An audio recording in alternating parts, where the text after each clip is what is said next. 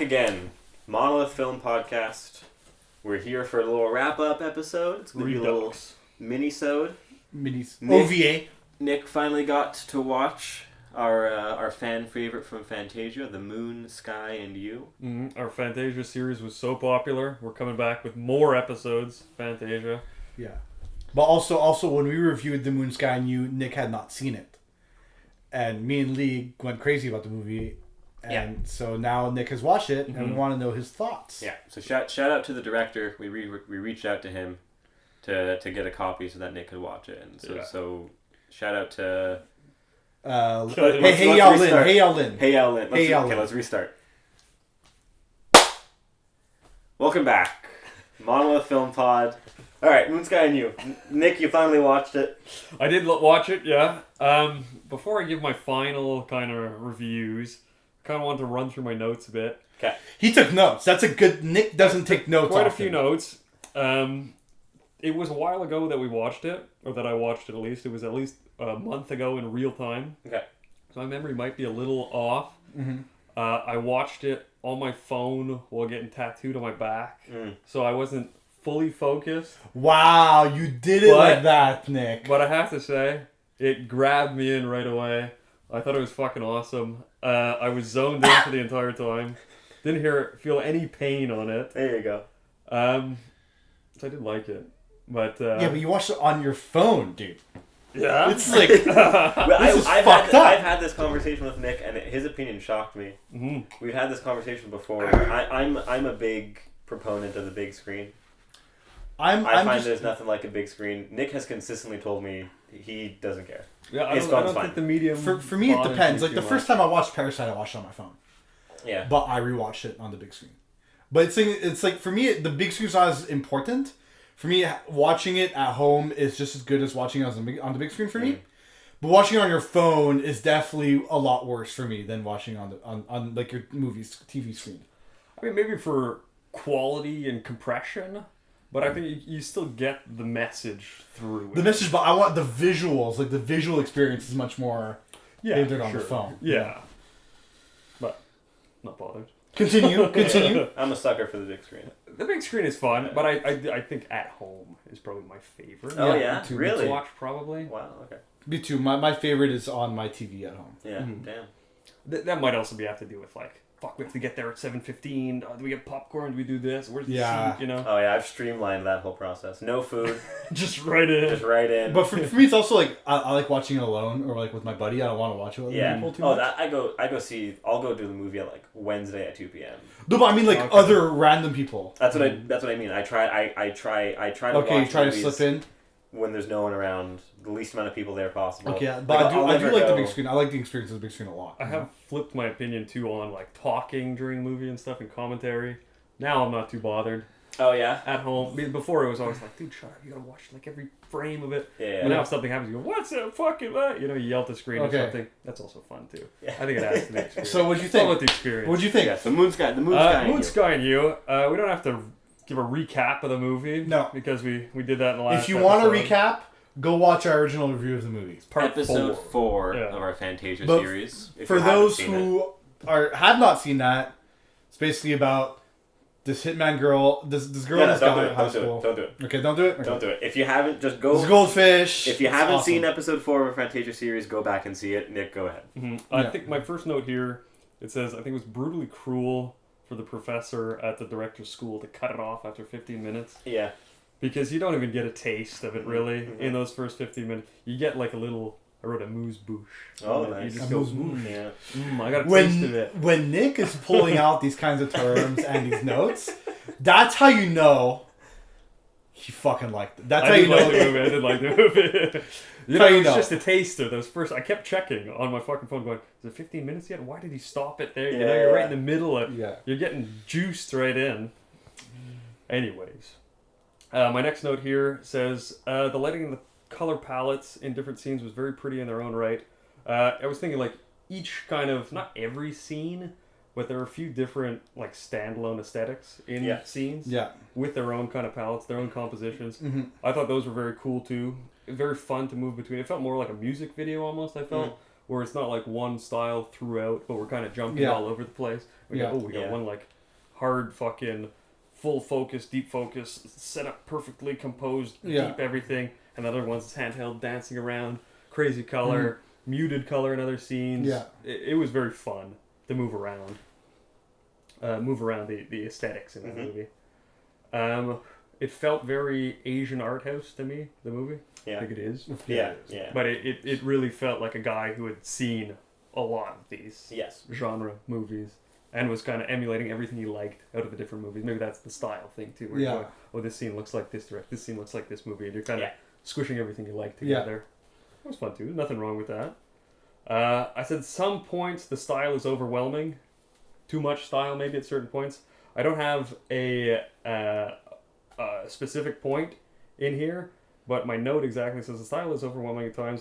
I don't care that certain aesthetic shifts aren't justified by the narrative because they look so cool. Sure. Okay. Cool. Sure. So, I have a question. Yeah. Were you... So here you are, watching the movie, laying on your stomach, getting tattooed on your back. Yeah. Were you like Were you getting tattooed at KFL's house too? No. Okay. Were you pausing, switching to your notes app, taking notes, swwitching back to the movie, pressing play? Okay, you were. Okay, go on. Sorry, go on.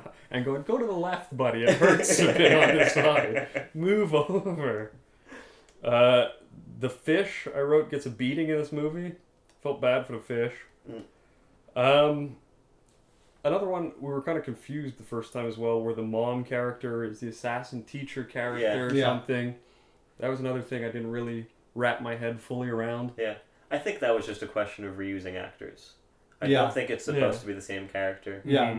Yeah, it's possible. Because the first time I watched it, I didn't even notice. I noticed. Yeah. I noticed, but I was like, okay, whatever. My next note here is at 48:50, there's a stock footage shot. Of what? Fun. It's the moon. Oh, okay. So, sure. Not the biggest thing, but a fun catch out. How can you tell? I'm not sure here. Okay. But I mean, normally you can. Do you even remember the movie? That was a month ago. I mean, you can tell stock footage sometimes by like, it'll shift from like the guy's he's shooting on a Canon 80D or something, and then all of a sudden it's like a red, fucking insane anamorphic lens shot for 2 seconds, and it's an insert shot of a leaf or something. You go, okay, well that's not exactly it. Or you see it all the time where it's like a conversation in the city or something, and then there's a huge aerial of the city or something. Right. Okay. It's a stock shot of the aerial or something. Okay. You can tell sometimes like this, I guess the moon. Stock to me. And then an overall note here, my final note here, was the whole movie could be tighter. The edit itself could be tighter. Oh yeah, tighter how? I think everything after here, the kind of red dress mannequin scene. Okay, that's late in the movie already. That's late in the movie. Yeah, that's past 2/3 of the movie already. But then I found the style was a bit repetitive, and the themes and everything that was happening again. You know, we don't need 15 ties on the end of the movie. But even then, you could trim a little bit here and there. Each scene overall, you can trim something. Well, I think that was kind of our note too, about their feeling like there was almost 5 endings. Yeah. The beats could have been quicker. Yeah, it's I think like that's probably an action-y kind of movie. Yeah. We don't have to go to them smoking a cigarette in the parking lot 15 times. Sure. Yeah, okay, 3 times, 2-3 times, one at the beginning, one at the end or something. I don't know. Other than that, though, that's the extent of my notes on the movie. I enjoyed it completely. I thought it was awesome. Did it live up to our hype? I think it did. For like a student movie like this. Just for a movie, though. Because even as a movie, student or not, I think it's one of my I think it's more impressive even as a student one. Okay. Yes, of course. Conceptually and to do it there. I mean, I thought it was very good. The style was awesome. So much style that it's, oh my god, what's going on at times? You know, there's so much going on in it. You guys rated it very high. Mm-hmm. I think 9s. Both 9s, yeah? Both 9s, yeah. I mean, I'll give it the same thing. I was going to go low a bit and be a bit edgier, 8.5 or something, but there's no point. Give it a 9. Yeah. I think it deserves a 9. I thought the movie was awesome. It'd be cool if we could interview the director and talk about it. Yeah, it would be cool. We wrote you on Instagram, buddy. Here's the social clip. We're gonna DM you with this clip. We're gonna send you a short. We're gonna send you a short like this. But overall, I thought it was a very, very good movie, very fun movie. The style alone was awesome. Yeah. The style alone is worth the watch, even if the plot doesn't matter, doesn't make sense, or it's jumping around too much, you can't follow it. Who cares? Turn the subtitles off and just watch it as a a visual feast. Almost. Okay. Don't even follow the story. Have it on a loop and just watch wherever you want it. Yeah. Okay. I thought it was very fun. Like that, you could see almost as like a museum piece where it just plays on loop. Yes. And Sure. Yeah. No sound even. You can just walk by and go, "Hey, this is a cool scene." 2 minutes later. What did you think of the plot? Well, that's a little convoluted, a little all over the place. Yeah. I don't know. I mean, I might not be as well versed in this kind of like Asian action, schoolgirl, violent type. Did it feel like genre. anti-porno? It felt very Asian to me. Yeah. Yeah, maybe not specifically anti-porno, but you could definitely like. Well, because you're you- looking at characters and stuff. If you look at just the way the movie is cut, presented, composed and filmed and everything, you go, yeah, it seems like a East Asian art house. Because you haven't seen any other Sion Sono movies apart, right? No. Yeah. Because that's why I specified anti-porno, but it felt a lot more like Sion Sono's Tag. Okay. It felt a lot more like that, even in terms of the editing and the style and stuff. Yeah. But that is persistent in Sion Sono's other work. Okay, yeah. But yeah, go on. I mean, I just liked the movie. I thought it was very good. I completely was zoned in from like the first 30 seconds even. I think the title is very cool. How it comes. That's like an old school. Old school title. I don't know I love that too. if that's like an After Effects effect that he put on there, but I think it looks fantastic. I think it looks great. It looks like the old school fucking hand animated titles. I thought it was really cool. Yeah. I mean, I just liked it. I thought it was good. Could have been tighter, maybe less at the end or the last third, the last of the last act, but not really. Like that could have been cut down a bit. But the whole thing I thought was a very good movie, very fun. I'd watch it again. I'd recommend it to watch if it's available anywhere ever. I'd watch it again. Yeah, here's to hoping. Yeah. It's fucking incredible. It's like one of my favorite movies. I think it's my favorite movie of the year. It's the movie of the year for me. I mean, honestly, in terms of movies, you're pinning it up against what were the biggest movies this year Barbie. so far? Barbie and Oppenheimer. Yeah. We've got what's Scorsese's new flick? The Flower Moon Killer. Killers of the Flower There's Moon. no way it's gonna be as good as Moon's Kind of You. That's what I'm saying. I don't think anything's gonna top it for me. Yeah. I think there's very few movies in general that top it for me. Yeah. In general. It was fucking. I really did fucking like it. Like we were freaking out about it for like a good 2 weeks. Like we couldn't shut up about it. So I took some screenshots during the movie. Okay. This one. Sorry, just give me a second here. I thought that the lighting was incorrect here okay. in the shot. What? Because she's all blacked out. Yeah, just a technical thing. Oh sure. I mean, You're nitpicking at the yeah, time. this is just a student style budget. point. You probably only had a certain amount of lights. Looks like that's one usually what he tried. Yeah, could put it a bit higher, but he wants the hard angle, I guess. Yeah. This is very nice lighting. Very cool. Oh yeah, the whole dance sequence. Yeah, that was fucking awesome. Yeah. Very cool. I love a good dance sequence. Yeah, greens and oranges. Well, what'd you Nice think of contrast. the transition between black and white and color? I liked everything about it. Yeah, I wasn't like a lot of the time if you see movies like, or for me at least, I'll see a movie where the aesthetic is shifting between scenes, and I find sometimes it's unjustified. Oh, we talked about it with Oppenheimer. Or I go, there's black and white in this, and but I don't know, the style was maybe too much in certain things like that. Because like my favorites, what like Lee was saying, like I think his favorite shot of the movie is when she puts the gun up, pops, and then it switched to black and white. Super cool, yeah. Or I think it's black and white to color. Yeah. Yeah. But in this movie, I didn't mind it at all because the whole thing feels more like a music video, more like just an exercise in style. So you're not bothered by the style shifting so much. Absolutely. This was super cool. I mean, it's something. I don't even remember that. This was super cool. Boat scene. That's when they're on the beach. That's near the end. Oh, when they're on the beach, yeah. That's very cool, I thought. Yeah. I mean, it's something we've spoken about on the podcast before, this whole argument of style versus substance, and we've consistently said that argument is kind of stupid because to us, style is substance. Yeah, it is. Yeah, and the style overweighs. If you do it right, Yeah, if it informs the movie, it's totally... Yeah. And even in this case, even if it's just an exercise in it, it's so well presented. Absolutely. This is really cool. Just a nice composition. Oh, when they're in the tunnel, that's... Nice composition. Yeah. I think that's my favorite scene in the movie because it's like, it's funny. It's just like, pointing, they're having this little standoff, and he's like, take the gun or I kill the fish. Yeah. It's hilarious. This too, and the switch to color in that same scene. Yeah. I find the color so nice. Yeah. I believe this is the last one. This one is the one that clued me into the aesthetic style shifts. Okay. This, I think, is early in the movie, within the first couple minutes, and this is the first time I think you see the style Mhm. actually shift in between scenes. And this is like a fully pink palette. He's like put a pink fucking Filter. yeah, or like a pink cast on everything. It looks very nice. Okay.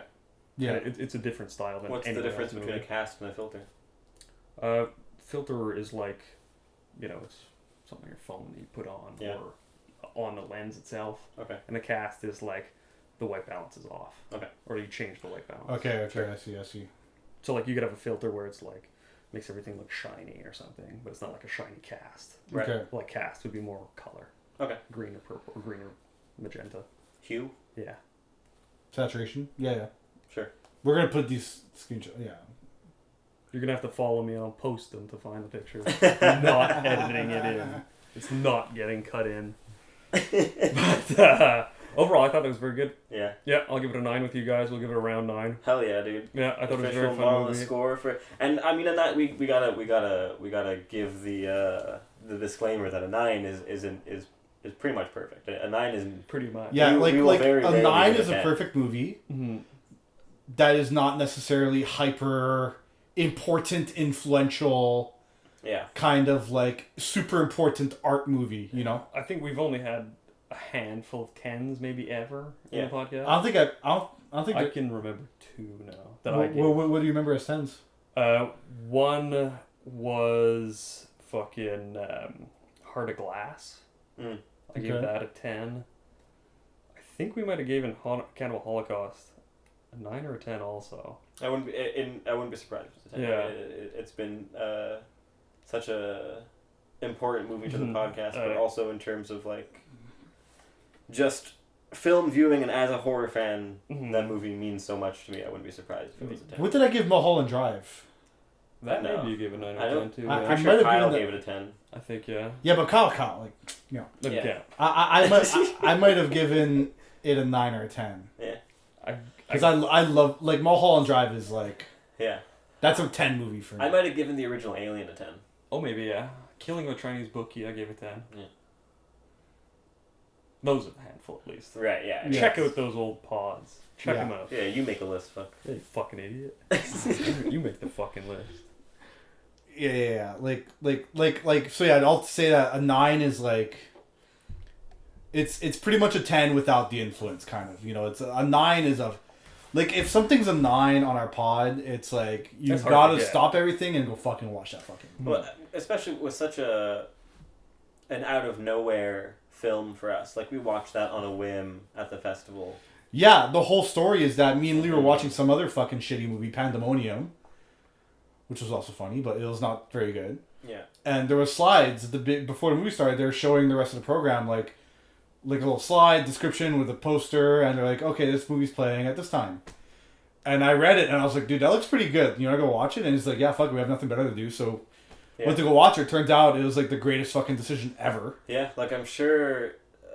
I could easily see this movie becoming a 10 for me. The only thing that stops me from making it a 10 is that I feel like it needs a bit more plot. That's it. Like it needs to round it off. It needs to round it out itself out a bit. That's it. But it's a fucking student film. Like as a student film, as a short, not even short. As a student film, it's a fucking 11 out of 10. As a general movie, it's 9 out of 10 just because it needs more of that rounding off. That's it. I'd love to see what the professor graded that assignment for. I don't think you get a grade Oh, no. for Pass or for a final project Yeah. like that, for dissertations and stuff like that. It's just pass fail. Yeah. Bad. And the thing is, we want to support this movie a lot because the director says that he made it as a student film because he didn't feel like he'd have opportunity to make more films and stuff like that. So go follow him. We'll link his Instagram and his Vimeo in the description. Or if you guys want to watch this movie or something like that, just tell us how much you want to watch the movie. Show support for this director. And we can try to get this movie out there. We're like, I really feel like it's like such a shame that this movie's not out there. Not more people are watching it. It's like a tragedy almost. Yeah. And yeah, just follow him, follow the movie, show your support, tell him how much you want to watch it, tell him how much you want him to be on our podcast for a fucking interview because we're trying to get an interview with this guy. But he's like hard to communicate with a bit. This would be a perfect movie for Tubi or Shudder or something. It Oh, would, yeah. It would be perfect to stream on. A Yeah, platform they're not like that. Shudder. It's not very horror oriented. No. They're pretty genre specific. Are they? Yeah. Yeah, they Yeah, actiony. Even fucking Canopy. Mm. Canopy's like a Put it on fucking YouTube. I hope. yeah. This guy just needs to get this movie out there, because the way Nick watched is that we got a review copy of the movie that he sent us personally so that he can watch it. But we just go show your support to this guy, so that he can make the decision to put his movie out there and really put himself out there and stuff like that. So that, you know, because it'd be, not only is it a shame for Moon Sky and you not be out there, but it'd be a shame if this guy didn't make more movies. Like, this guy, I feel like he's the next fucking guy in Hong Kong. How do you pronounce the name? Ron Kar-wai? Ron Kar-wai, yeah. Ron Kar-wai, yeah. He's the next fucking Ron Kar-wai. And I feel like it'd be horrible if this guy didn't continue making movies. But he feels like this is the last movie he's going to make. So, yeah, go show the support to Hey Yao Lun. Yeah. I mean, we can only hope, but seriously, I mean, I feel like we can't stress it enough, but it's those... He has such a unique voice and such a unique artistry that, yes, is hyper-referential, but in a way that still felt fresh. Yeah, it's yeah, and I think it just, you know, it's such a shame that there are those voices out there that don't have the support to even out of all the voices that are out there that don't have the support, I feel like he's still one in a million. No, that's what I'm saying. Yeah, exactly. Like, it's crazy. Yeah. It's crazy how good of a director, how good the movies he makes are. Like, it's just, it'd be insane if this movie doesn't get out there. It really should, because it's so fucking good. Agreed. I liked it a lot. Yeah. Fuck. He took notes, dude. I took a lot of notes, dude. I took notes on the fucking thing. He took notes. That's Can a you rarity. imagine? Like, I don't take notes. I never take notes. I mean, a lot of the time I'll take notes and then just not look at them and forget them and not There say you go. anything. But I find for the most part, when I take notes, it's not so much for me to reference during the pod. It's just so I can actually remember my thoughts. Because most of the time we'll have a full discussion and I'll check my notes. I'm like, We'll oh, we get to actually it talked anyway. about Well, it. I watched Yeah. Cannibal Ferox literally right before you guys came here, so Yeah. it was fresh in my mind. But yeah, so that's the Moon Sky New Redux, that's a fucking recap, baby. the Gillum OVA, Mm-hmm. So it's Monolith approved. Monolith got it. approved, 9 out of 10. Yeah, Like stamp. that's a monster score. You gotta get yourself out there and watch the fucking movie. Let me check if there are any Letterboxd reviews. There weren't last time when we did it, but there might be. Well, now. I reviewed it on Letterboxd. I don't know if everyone can see it. Let's You wanna find do, like, out. a clean read of his name. I'm gonna cut it in at the beginning. Well, it's Hey Yao Lin. Yeah. Hey Yao Lin. Yeah. Okay. Just for the beginning. There are 8 reviews. Oh, Dante's is up here. Do you want me to read it? Or are you shy now? Oh, yeah, you can read my review. So a lot of these are just like. So Dante, I'll read yours if that's Yeah. all right with you. Dante says, incredible movie, delicate and detailed. If that was a full-length feature with a higher budget and not a student film, it might be one of my favorite movies of all time. I think in retrospect you might need to change that because it actually is one of your favorite movies of all time. Yeah, it's Even up there. with- even it's without very, those it's very things. much up there. Then we've got someone whose name is just Kay. They're a Patreon member. Their favorite films are The Duke of Burgundy, Working Girls, Thirst, and The Long Goodbye. That's fun. They say, languid art house film in the Wong Kar-wai mode, set in a John Wick-style society of teen girl assassins. Why? Why not? Sure. They didn't leave a rating, they just left a heart. Mia Ellis, whose favorites are Boy, Spirited Away, My Own Private Idaho, and Everything Everywhere All at Once, says... It's a real loser. They say, I love movies about life and death with depressed teens in it. That sounds like it. Fuck, what does it? Yeah. Michael. Michael O'Keefe. Ooh. Keefin. Favorite films, The Good, the Bad, the Ugly. The Killer. Le Samurai. Samurai's good. And Shaolin and Wu-Tang. They left quite a lengthy review. They start off by saying the first thing to talk about regarding the movie is its atypical length. Sure. It breezes by, which is sometimes nice. Sure. Good shorts. Okay, they're talking about YouTube and shit. Great. This guy's TV got movies. a long fucking review. Yeah. So I'm not reading it. They give it 4 stars. There's a half-star review on here. Ooh, let's check it out. Which is a bloody shame. This person, that review is from August 8th of this year, is their most recent activity on Letterboxd. They don't have any, I checked their account, they don't have any favorite movies, they have nothing. They have only logged 32 films. It almost feels like they made their account just for this movie. Maybe, yeah. Just says cringy, repetitive, and boring. Not really cringy. Boring, no. Well, I think this person just doesn't know what they're talking about. Yeah, no, they're full of shit. Full offense to them. Offense intended. They rated another short film 5 stars. Oh. Called Ofranda by Vyosana Shkurti. What was the date on that one? 2 weeks ago. Oh, okay. This is someone from his class. Yeah, it kind of sounds like it, honestly. This person says you can see where certain edges might get smoothed out of the filmmaker. We to ever revisit this as a professional. But as a student film, it's a fine job of getting the idea in your head onto the screen, even if it's kind of ambitious, like Schoolgirl Assassin comics mashed up with all the inspired art house film. Okay. Martin gives it 4 stars. This is the kind of hard film to describe. Felt like Romeo and Juliet, but with guns and a fish. Hell yeah, it's perfect. The movie is really well done for a student film. A lot of people are doing the for a student film caveat. I think the Fantasia Film Festival prefaced the short with this whole blurb of it being a student film, not as a get ready. It's a student film.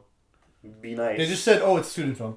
Well, I think it was quite for the opposite, for how impressive it is. I think even if it wasn't a student film, yeah, but too many people have negative biases in their head. They're not going to think that. That's what I'm saying. The movie is really well done, artistic, in a way that actually helps the story move along quickly. It's got more of a poetic vibe. The film is beautiful. And then they specify if someday this movie hits a streaming service, even a small one, I highly recommend it. Hell yeah. Great effort. Fun, eccentric, coming-of-age film. Hope to see more from the director. We hope to. Yeah. I'm glad there's more reviews on it, though. I'm glad more people are watching it. Yeah, and good reviews. Yeah, that's all. It's been majority good. It's only been logged by 55 people. Yeah. On Letterboxd. Somehow I'm not one of... Oh, it's only been liked by 55 people. Is that what it says? I have no idea, but it's such a fucking good movie. It is. Crazy good movie. It is. Well, that's fucking that. That's that. So, follow us everywhere. Follow us Instagram, anywhere. YouTube, Spotify, whatever you want. We're on all the podcast things. Mm-hmm. Email. Shout out to our viewers. Shout out to the Sharma brothers and my boy Luis. They watch all our episodes. Sharma. And the Sharma bros have watched the other Fantasia episodes. So this is kind of a good redux for them too. So this is for you guys. It's for you guys. Special and Sharma episode. I can't stress enough. We said it before. We're gonna say it again. Show your fucking support for this guy and this movie. It deserves it, and it'd be a tragedy if more people can't watch it. We've tagged him in our Instagram posts. You can find his Instagram. Yeah, and we'll tag all the shit you need to know will be in the description. And thank you on the YouTube. Thank you to Hai Yao Lin for making such a fantastic and touching film that I think has left an impression on at least 2/3. May I say 3/3? Oh yeah, for sure. Give it a 3. Has left a lasting impression on 3/3 of the Monolith Film Podcast. And shout out for him for sending us review copies so they can watch it. Yeah, thank you. Yeah. Until next time, watch some movies. We'll see you there. Peace. Alright, cool. Hell yeah. I'm glad you fucking liked it, dude. I knew you fucking liked it, bro. Keep that in.